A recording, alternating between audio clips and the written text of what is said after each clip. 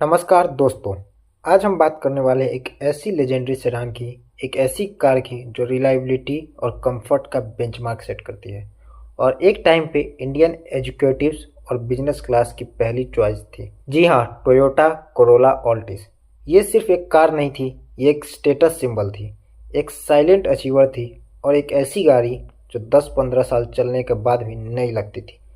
लेकिन फिर एक दिन बिना ज़्यादा शोर शराबे के ये गाड़ी इंडिया से डिसकंटिन्यू हो गई। आखिर क्यों? क्या कोरोला ऑल्टिस अपने टाइम से आगे थी या पीछे रह गई?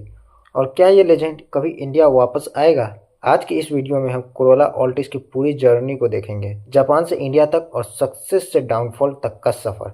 तो वीडियो को एंड तक जरूर देखिएगा क्योंकि लास्ट में एक बड़ी रियलिटी चेक होने वाली है। कोरोला की कहानी शुरू होती है जापान से, year 1966।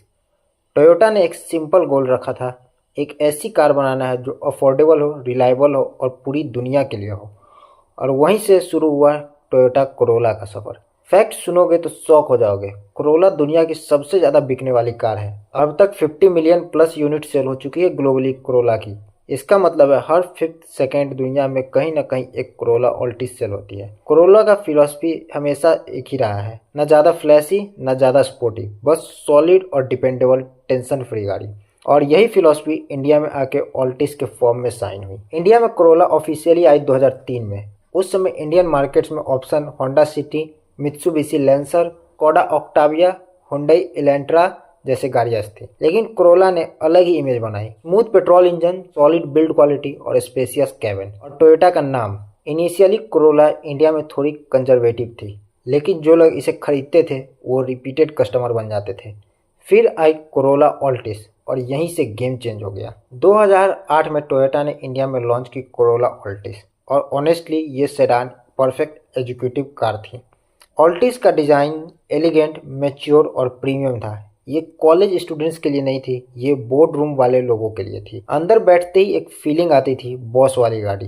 Soft suspension, recliner rear seats, wide cabin, excellent leg room. पीछे बैठने वाले लोगों को लगता था जैसे गाड़ी उसके लिए ही बनी हो। ऑल्टिस के इंजन भी लेजेंडरी थे, जस्ट इनकी गाड़ियों की तरह। 1.8 लीटर का पेट्रोल इंजन देखने को मिलता था जो बटर स्मूथ परफॉर्मेंस देता था, और एक आपको 1.4 लीटर का डीजल इंजन देखने को मिलता था जो लेटर 1.6 के साथ रिप्लेस कर दिया गया, जो कि रिलायबल और फ्यूल एफिशिएंट थी। ये कार 5-6 लाख किलोमीटर के बाद भी बिना आवाज के चलती थी। लोग ये तक कहते थे कि ऑल्टिस में इंजन नॉइज सुनने के लिए रेडियो तक को बंद करना पड़ता था। इंडिया में कोरोला ऑल्टिस की पॉपुलैरिटी के 5 मेन रीजन थे। टोयोटा का रिलायबिलिटी, जैसे मतलब oil change, brake pad change, tyre change, बस। और कोई मेजर खर्चा ही नहीं था इस गाड़ी में, ऑलमोस्ट नेवर।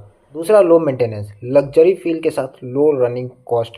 तीसरा कंफर्ट किंग, इंडियन रोड्स के लिए परफेक्ट सस्पेंशन। चौथा लॉन्ग लाइफ, 10 साल पुरानी ऑल्टिस भी आज सेकेंड हैंड मार्केट में सॉलिड चल रही है। पांचवा ब्रांड वैल्यू, टोयोटा का नाम ही काफी था इस गाड़ी के लिए। अब आते हैं प्रॉब्लम्स पे।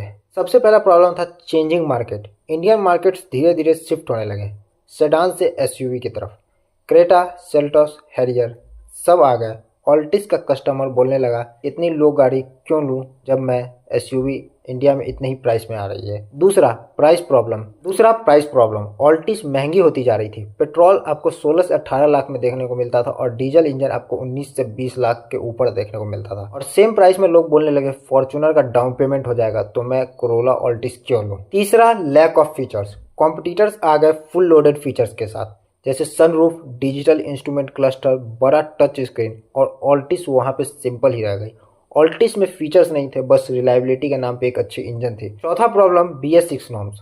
BS6 इमिशन रूल्स के बाद टोयोटा को डीजल इंजन बंद करना पड़ा और ऑल्टिस का डीजल इंजन ही सबसे ज्यादा बिकता था, जिसके वजह से इस गाड़ी के सेल्स फिगर्स डाउन हो गए और इस गाड़ी को काफी ज्यादा स्ट्रगल करना पड़ा। फाइनली 2020 में टोयोटा कोरोला ऑल्टिस इंडिया में डिसकंटिन्यू हो गई।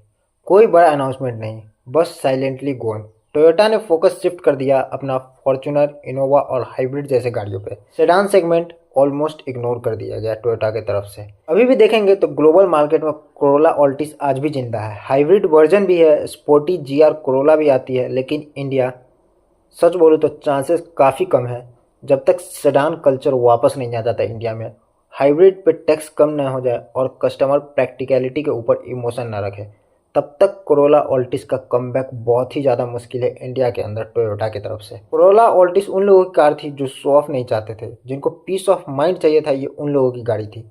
ये कार ज़्यादा शोर नहीं करती थी और शायद इसीलिए आज जब वो नहीं है तो उसकी कमी ज़्यादा महसूस होती है। अगर आपने कभी कोरोला ऑल्टिस ऑन की है या किसी फैमिली मेंबर्स के पास रही हो तो कमेंट में अपना एक्सपीरियंस जरूर शेयर कीजिएगा। वीडियो अगर पसंद आया है तो लाइक सब्सक्राइब करना मत भूलिएगा और ऐसी लेजेंडरी कार्स की कहानियों के लिए चैनल के साथ बने रहिएगा। मिलते हैं नेक्स्ट वीडियो में, तब तक के लिए बाय, ड्राइव सेफ।